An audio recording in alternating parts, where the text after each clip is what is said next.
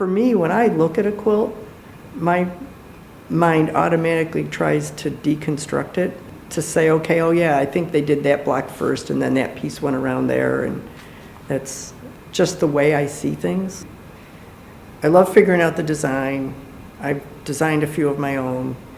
I like the piecing. I found out I was pretty good at picking fabric. Didn't really think I had that color sense, but apparently I do. I actually like cutting the fabric, 'cause it seems tedious, and I know there's a lot of shortcuts, you know. There's something about standing there and stacking it and counting it and making sure everything's ready.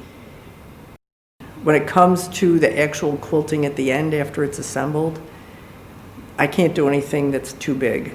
So on a long arm machine, I always tell people when I try to describe it, the long arm is like writing with your pencil on the paper. The domestic is like trying to write your name by moving the paper under your pencil. So I like to do the assembly, I like to do the design. The girls kid me because I have my whole spreadsheet that's done different sizing. So if you see a 9-inch block that you like, you know, I've done all the math for you so you could break it down. So I've done a couple classes for the Guild on that. I call Math for Quilters. Yeah, for me, I start with what is it I'm trying to do? You know, how big do I want it? Who is it for? Because most of mine, with the exception of small table runners or projects and that, most of mine I've given away. Depending on the project, it might be I want to do a specific color, or, you know, if it's a baby quilt for somebody, I'll find the fabric I want, and then I'll play off the colors in that for the pieces that go around it. But sometimes you choose it based on the subject. As my dad always did the crossword puzzle, I put his grandkids' names into a crossword with the photos on the quilt. But he also, when he finished high school, toured with the big bands. So that's why there's notes. And then I played off the colors in the border.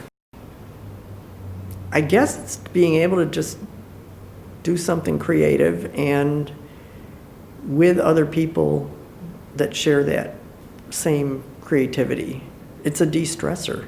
It's, you know, I was laughing with somebody because when I was, you know, working on the one for my dad, I looked up and it was like the 11 o'clock news was on, you know, and I started at 7 that night, and that was the night I was trying to decide where I was going to place all the pictures.